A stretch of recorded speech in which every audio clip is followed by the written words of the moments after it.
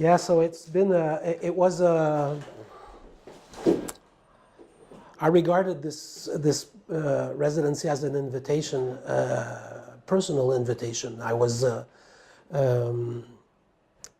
story is that I was here in 1977 as a young man. It was my first trip abroad. I was traveling alone for the first time with a very large guitar and a very small camera. And for 2 months I circled England and Scotland. And I sort of, I had a good time in Scotland. I got drunk really for the first time. And always meant to come back, but so this was sort of the occasion. And the project behind my residency is to look at what Scotland has become to me, or to see it through the eyes of young people in their 20s, as I was at that time. So I've been sort of working my way, finding young people, boys, men, women, about 20-ish, and some of them were appointments, and some of them were directly on the street. That was a challenging experience for me. I'm not the one that is very, not used to going up to people and asking them for a portrait. It's a daunting experience always, because although I'm used to working with people, but the situation is always making me a little more shy than I should be. So I did these 15 portraits, so I'm very glad that I have that. I'm not going to show you any photographs of this residency because they're very early. I'm very early in the process of looking at them and trying to edit them. But I can tell you that I'm very glad of what I have. I have sort of like 3 layers of work. The first week I was here, I was stressed because I had to find these young people, and I didn't know if I would make it. So I got to do something I don't do very often, but I enjoy very much doing, is working on the streets, photographing freely, finding sort of small theaters in which people interact. And then I went outside the city also to the islands and did some landscape and nature work. I don't know how I'm going to weave this together with the portraits, but I am. I often compare this process to being like sort of a filmmaker who goes out to shoot a film without a script, comes back and edits the work to fit a storyline. So I've got a couple of balls to juggle when I get back to work the thing. But I'm very pleased of the process, and I'm very pleased of the fact that it's a short residency, 1 month. I'm used to what you'll see today is very long-term projects. So this is a short 1 month, very intense working environment. You'll have to excuse my limited vocabulary in English. I'm used to doing this in French, and so excuse my high school English, but I'll try to be as clear as I can. So I've been doing this for close to 40 years now. Started out actually on that trip in Scotland with those 2 rolls of films I had. And actually I had never looked really closely at those 2 rolls of film, so I took them with me and I scanned what I could while I was here in the last couple of days. So that's going to be part of it. And one of the layers also of this residency, or what I was working with in my mind, is the fact that most of the people from Quebec are of very mixed backgrounds. We're all immigrants, we know that in America. So, and 1/3 of my family on my mother's side is from Scotland. There were Lindsays, and they left Scotland and came to Quebec and became lighthouse keepers for 4 generations. And one of them had a bakery, and about 5 hours northeast of Montreal, on an island. So that was also part of my intentions and my dream to work this project to sort of fulfill a link, a dream of making that link with that distant family, which I have no real connection with, but it's still behind my mind. So my work for the past years has been twofold. One part of it we're going to look at is based on history work, and I think that this residency sort of fulfills that or continues that in the way that this is sort of like personal history now. But I've worked with projects on First and Second World War. Started out in the early 2001 with the Dieppe project, and went a little later with another book that is not here, but on the landscapes of the battlefields of the First World War, and this project, which is revisiting the work of Paul Strand in the Gaspé Peninsula. And that was another thing about the residency that I liked, that Paul Strand came to the Outer Hebrides here, and that's a book I cherish, so I have no means of going towards the Outer Hebrides or doing anything like that, but there was a sort of a link there also for me. So that's part of the work, and the other part is very personal. I've been doing very intimate work with my family, my young children when they were young. They're in their late 20s and 30s now, and doing landscape work in and around where I live as a sort of metaphors of looking inward also. So, and this latest project, Le Capteur, which is actually the first totally digital work I've done from beginning to end as a journal, a 10-year journal of working outside the concept of a fixed documentary project. So I would like to start showing you some work. The Dieppe project, I don't know if you're familiar with the town or the area of Dieppe in northern, the north part, the upper Normandy part. It's not the lower Normandy where the 1944 happened. Jubilee was the name of the military operation to land in Dieppe, make a raid, take prisoners, and get out of there as quick as possible. In 1942, trying to test the German defense. Stalin was pressuring Churchill to open a second front to ease the Eastern Front. And it just so happens that most of the contingency was made of Canadian soldiers who were volunteers who were in England training for the last 2 years. Weather was horrible. They had changed the date from beginning of the summer to late August. So the aerial defense was not available. Communications were lousy, and it was a total massacre. So I came upon this book of Simon Schama about landscape and memory, reading about landscape and trying to find. I asked myself actually, what is a defining historical site that would be the sort of the drama point of my history, my background. And it just so happens it wasn't in Quebec, it was in France. My father had told me about all these stories about the men he knew that didn't come back. My father, I don't have any military background in my family, but my father knew some guys that never came back alive. And I came upon, in this book, I came upon the work of Anselm Kiefer, who's a German artist, painter in his early years. And this particular picture of sort of a hanging portrait in what looks like a forest or a field sort of triggered something.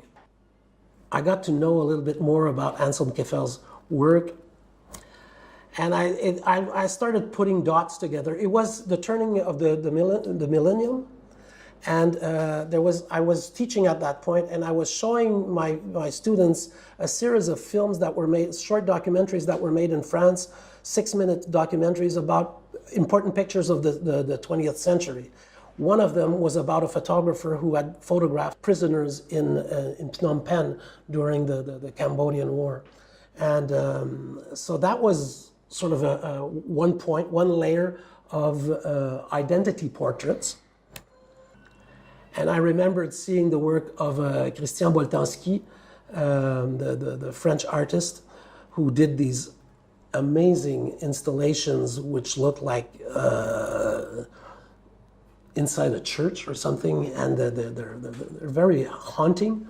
All these portraits, blown up portraits of young children. And then I went to Dieppe I got a grant and to look at the landscape and what it looked like, and found that one of my mental images crumbled because I was expecting something like Saving Private Ryan with all these white crosses in the cemeteries, and the Commonwealth graves are not crosses, they're sort of short stelas like this. And came upon the story of this young soldier whose family I befriended for a while. He lied about his age. He was 16 when he volunteered, and he turned 18 6 days before the Dieppe raid, and never made it out of the boat. But he left a letter to his mother and father that I got a copy of, and I used it as an introduction in the book. This was the plan: to do an installation on the beach of 913 portraits of young men, mostly soldiers, because that's the number of Canadians that died that morning. There were 1,500 or so soldiers that died, but that's the number, 913 of Canadians that died. There's about over 2,500 that were taken prisoners, and that's another story. But I wanted to do this installation piece. That was the first time I was tackling something that was outside the gallery, outside the usual framed photograph on a wall, and something that was not durable. So the tide would come in and take the photographs away. So I worked this for a whole day with children, but it took me 6 months to put together because I had to get authorization from the military to go on the bases and photograph these men. And I had this traveling studio, and it was quite an experience. And let me tell you, that morning when I planted the photographs with some young children, tears came to my eyes because it was a powerful image. So I worked this because you asked a while ago. I had worked out a dummy version a couple of months earlier. It's not a sand beach, it's pebbles, so that was another part of the difficulty. And so the first photographs up front are 8x10s, and then they move on to 11/14s and 16x20s. So from a vantage point, they all look at the same size, you know? I was quite proud of that. This photograph actually followed me through all the project. In a strange way, somebody opened the lights in the darkroom while we were printing. It's all printed on colored paper because it was cheaper and it was quicker because we could work with a processor. And somebody fogged a part of a paper envelope, and it did this weird blood stain over his neck. And the photographs were destroyed during the process, but this kept surviving. This photograph kept surviving all the way. It was very, very strange. So when I looked at the installation from behind, it was the cemetery. It was the Commonwealth Cemetery. I couldn't have made that up myself. And so that day the tide came up and took away a good part of the photographs. Then we rented a boat and we went off the coast, and I just threw away a good part of the remaining photographs. And no, I didn't retrieve them, so people always ask. But I did want, because it lasted only one day, I wanted part of it to stay in Dieppe, because I had voluntarily avoided all celebrations. It was the 60th anniversary of the raid. So we chose a small venue on top of a hill. You could see the beaches of Dieppe and the cliffs down there. And about, I'd say 250 of the photographs were laid there, and they're front and behind in this. So I believe, yeah, that's a view of it. And that stayed there all summer. And somebody told me, you're crazy, because that will be destroyed on the first weekend with the hooligans coming over. And no, it stayed there. And even the photographs would peel, because it was not a very good mounting system. They would peel, and people would pick them up and put stones and make little piles of them. It was very moving. And backlit, they looked like graves, empty graves. All of this I couldn't have envisioned beforehand. I was just like overwhelmed. And about 3 or 4 years ago, I was asked to make a new piece of it in Montreal, and we did this. There's a festival in Montreal for a whole month of underground work. Montreal you can literally go around the whole downtown in tunnels, and in one of the tunnels I did this. I scanned actually the negatives and redid this with about 450 photographs.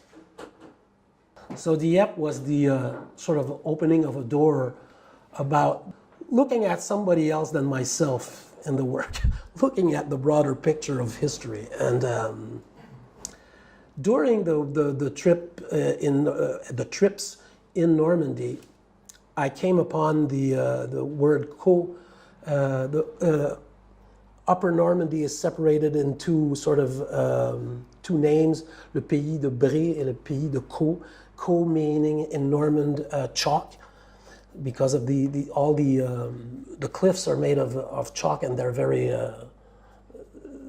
very fragile, and they erode very quickly.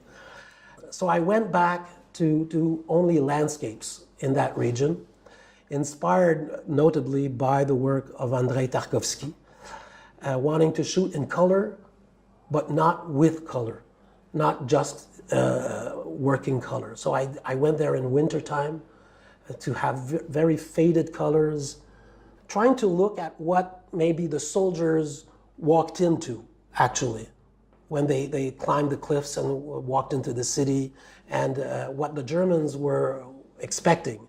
The Germans, to make a long story short, in Dieppe on that morning, the first ship that came close to the shore was encountered a German ship, and they started firing at each other. So at 4:50 in the morning, the whole secret had blown, and it was it was going to be a massacre. But some of them made it on top of the cliffs and into the city. And there were bunkers on top of the cliffs that fell with the erosion. They just fell on their roofs.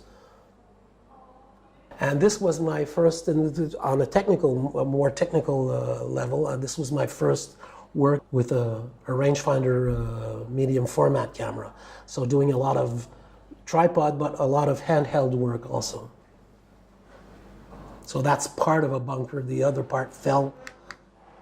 So I went back a couple of times to do these at different times in the year.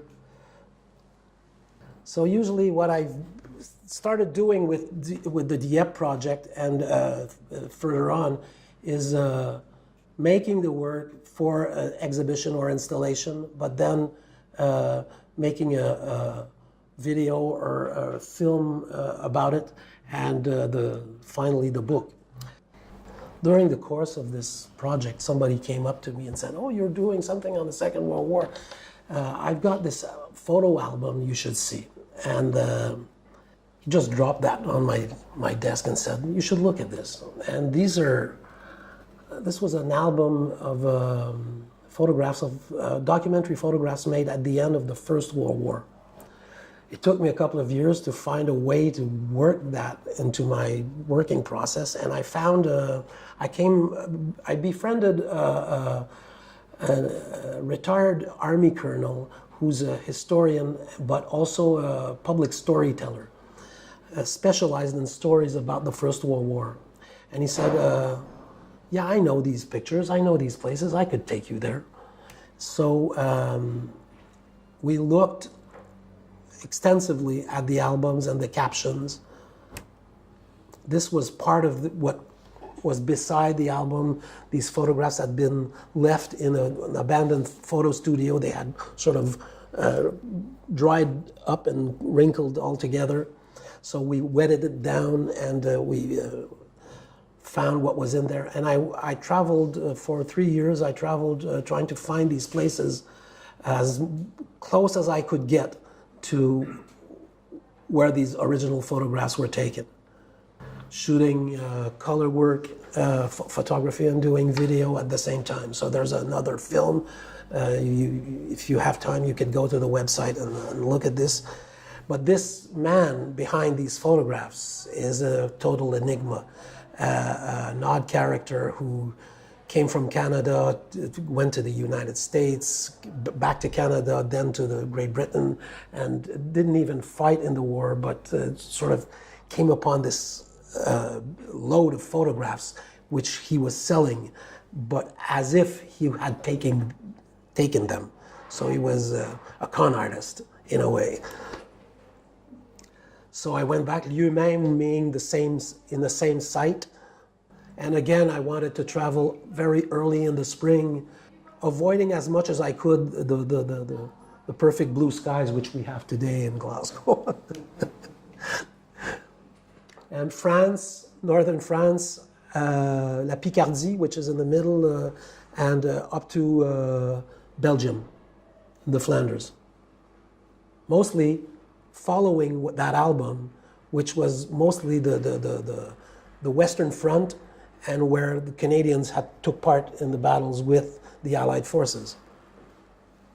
I guess some of the work is not intended to be historically perfect or historically precise, but mostly evoking the sentiment of what these places are like right now, inspired by the photographs, notably in Vimy, which was the high point of the Canadian battles in 1917. And because I'm originally sort of a street photographer and working handheld and everything, this, like the previous work, was sort of a departure for me to working on a tripod and taking my time and working and doing not much work in one day, but just traveling around and looking at very acutely at the landscape.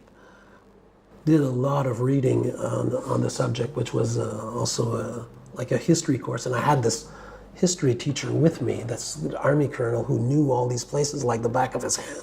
So he was telling me all these stories, and it was an amazing experience. These are the German cemeteries with the black crosses. They're very dramatic. Within that project, I came upon a small chapel. At some point, the French decided to clean up the cemeteries of all the family photographs and plastic flowers and stuff. And it's in one particular town, somebody took all of that and put it in a small chapel, which was there was one open wall for outside. So I had to go back on the second trip with a macro lens and do these, because they're very small. They're about so big. And I did 5 of these portraits, and they were sort of like going back to the portraits of Dieppe. There was putting faces on what I'd seen. And it's very curious how even processing the work, how it's these photographs are multi-layered because they're on enamel, and there's the surface, the scratched surface, and then there's the picture sort of behind it. Yeah.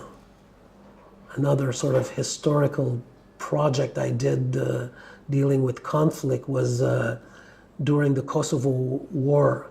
I was watching the news at night, and I just couldn't believe what I was seeing. It was like the Second World War. So I took up a Polaroid camera and started photographing the news at night. And this is what came of it.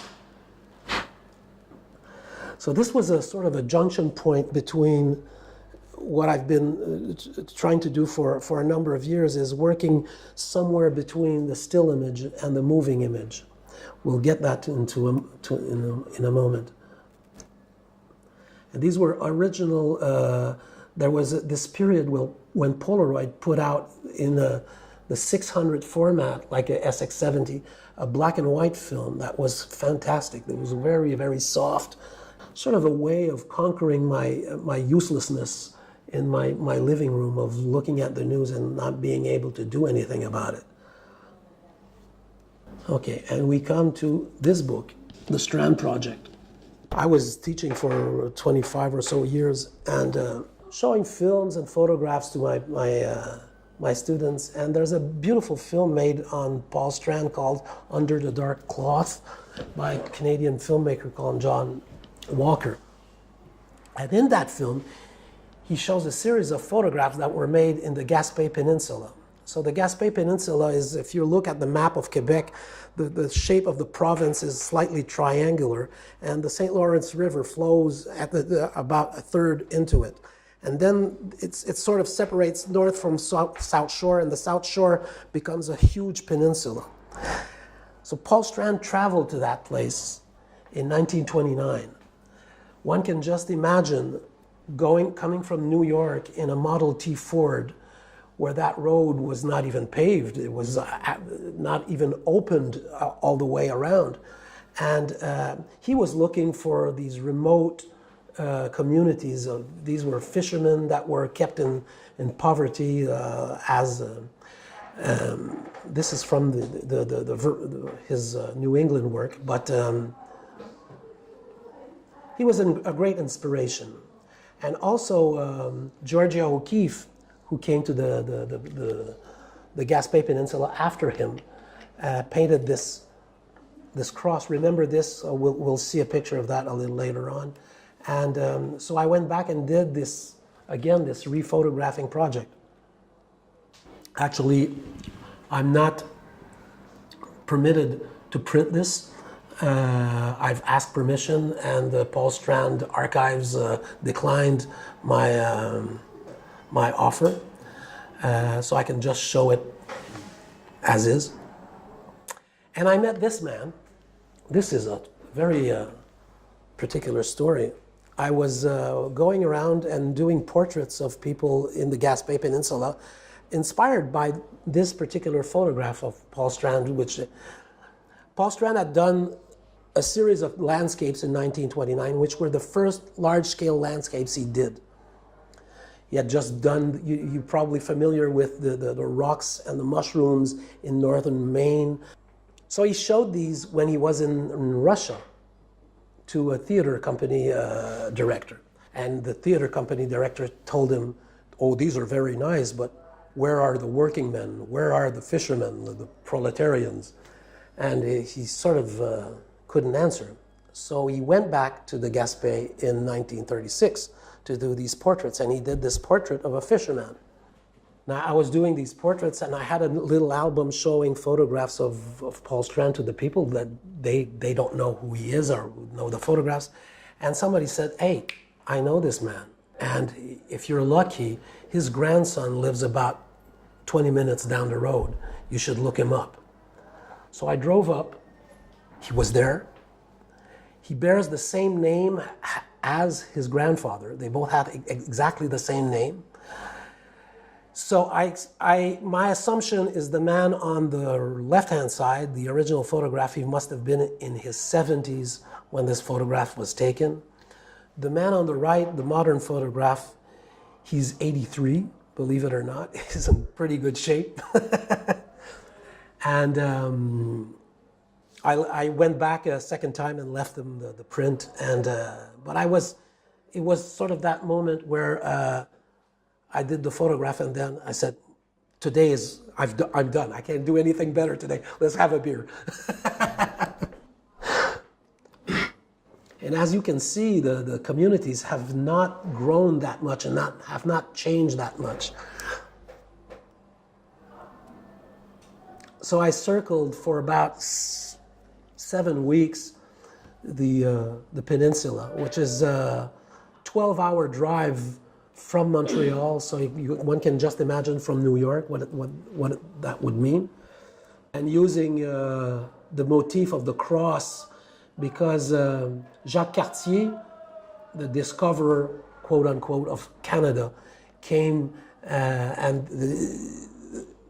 our early school history books would show gravures of Cartier planting a cross with the good Indians around him in the name of François Ier, King of France. And so I was looking for these crosses all around the Gaspé Peninsula. Doing portraits, and probably these portraits are the jumping off point of this residency. Sometimes working with natural light, sometimes lighting the whole thing with strobes. And Strand was interested in the architecture and the small houses and the fishing houses. This is a folk artist who retrieves satellite dishes and paints landscapes into them. This man I met was 96 years old and was telling me jokes and telling me about going dancing with the ladies on Saturday night. And I said, do you have a girlfriend? He said, oh, I have no girlfriend. They're all in their 80s and they die on me. That's one of his pieces. And this is the cross.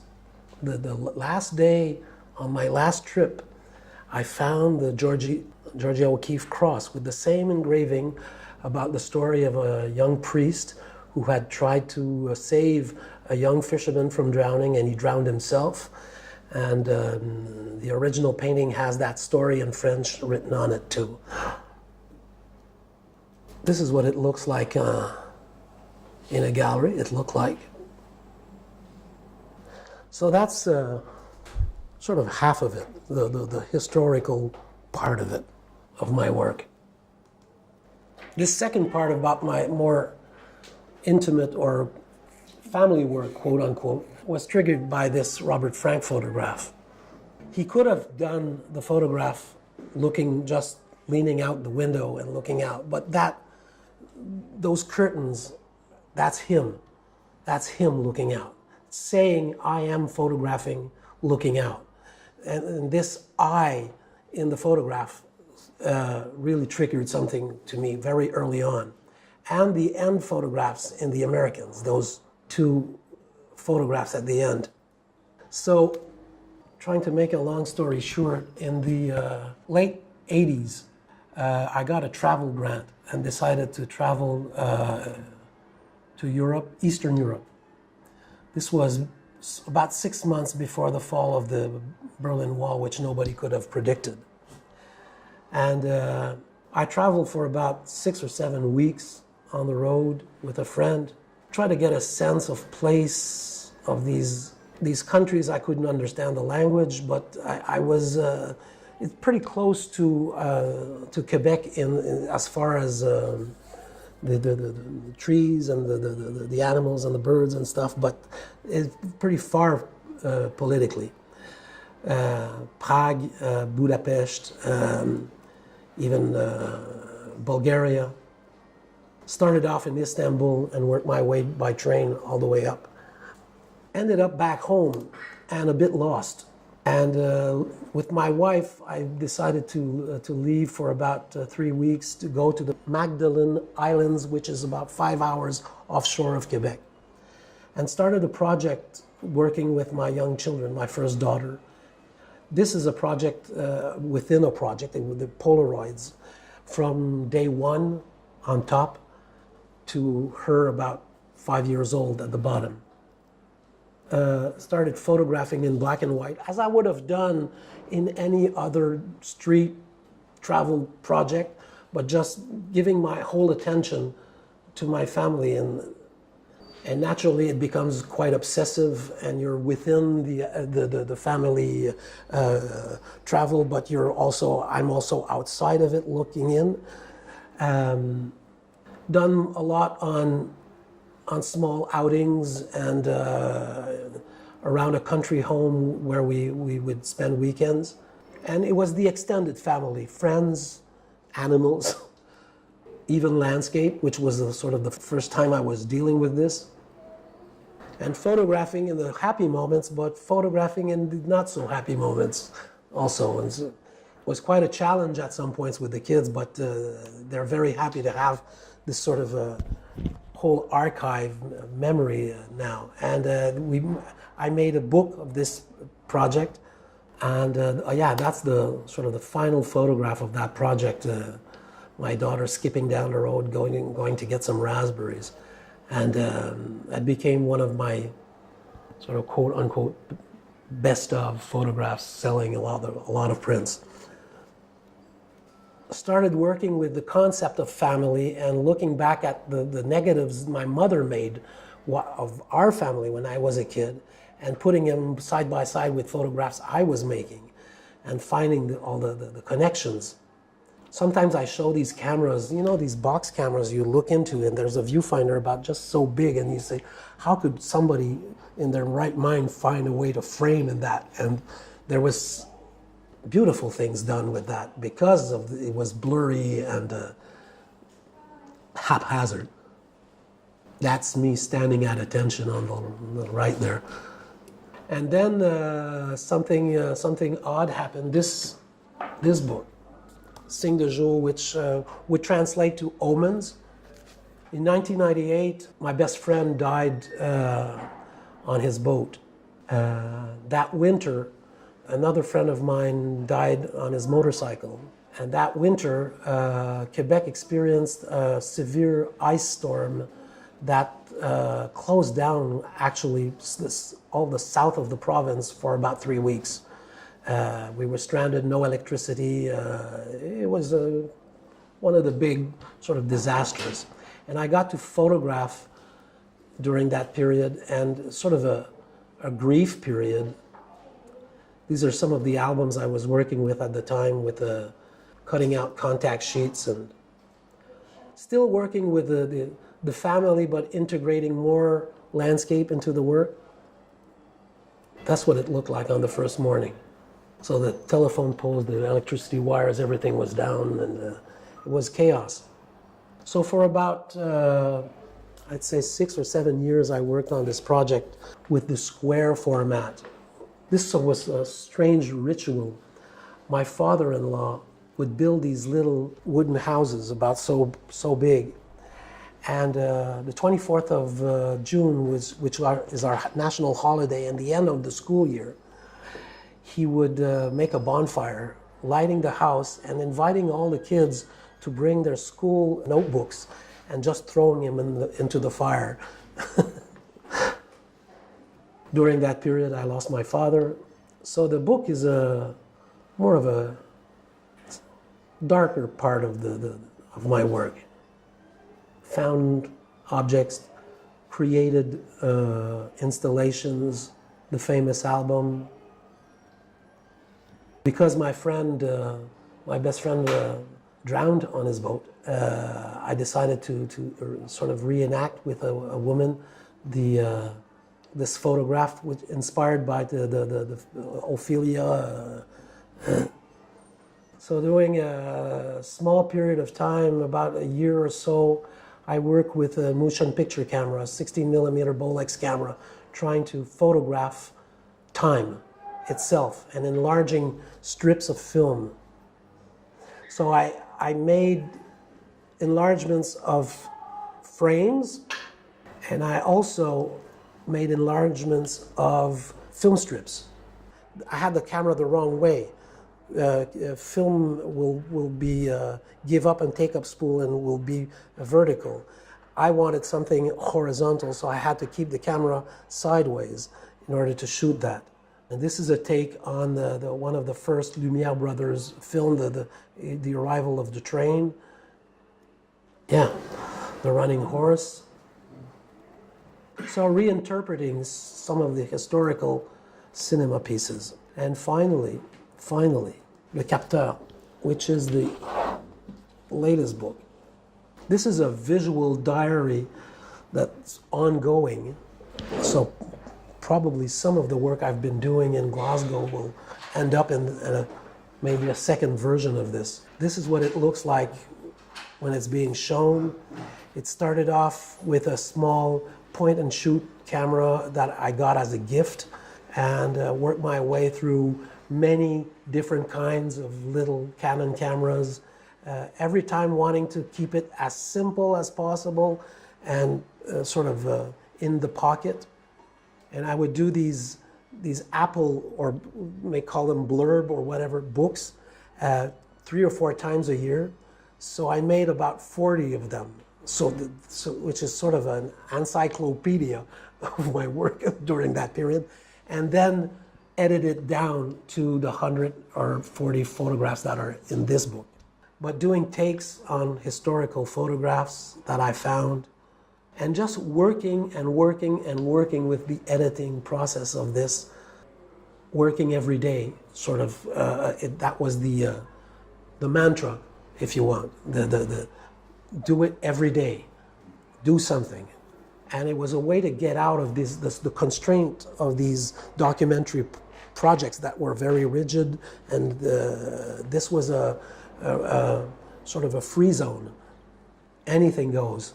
Portraits, landscapes, objects, and using the book itself as a motif in the pictures. As long as I'm making books, I may as well talk about it.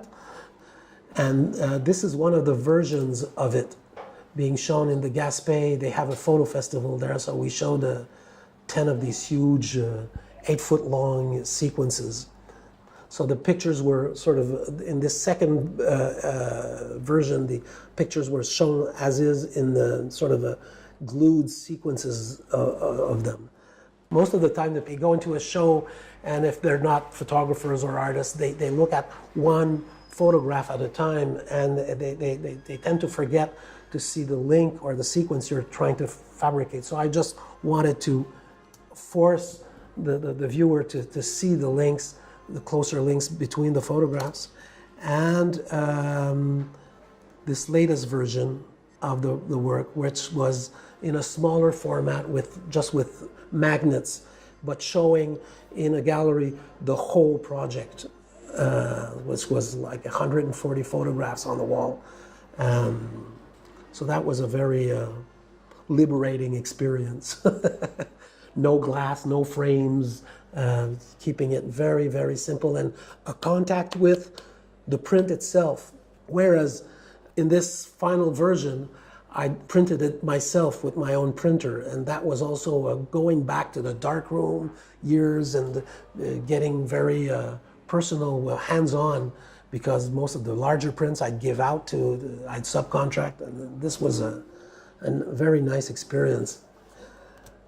So, just as a final note, because I'm not showing you anything I've been doing in Glasgow, I will show you something that nobody else has seen really before, which was I'm doing a residency at the Cinémathèque in Montreal using a 35mm film camera to reshoot films of the film noir era and blowing them up to about 8-foot-long film strips. So this is obviously from the Hitchcock movie. This is in Double Indemnity. And I've been working with the fact that during that period of filmmaking, they were using a lot of crossfades between scenes, which was sort of a figure of, that has been lost since. And they become really surrealistic in a way, because they're like overlaying images. as in these. The postman always rings twice. One picture disappears under another one, and it's fascinating just to slow it down. So I'm shooting, instead of shooting 24 frames a second, I'm shooting 12 frames a second. So I get more difference between each frame happening. And overlaying many, sometimes 2, 3, 4, or 5 strips of films. So these will be shown in Montreal in next December in a large show. The famous Wizard of Oz sequence where she's been hit on the head and her house gravitates around her mind into the dream sequence. So that has not been really properly edited yet, but I'm in the process of it. So there you have it all.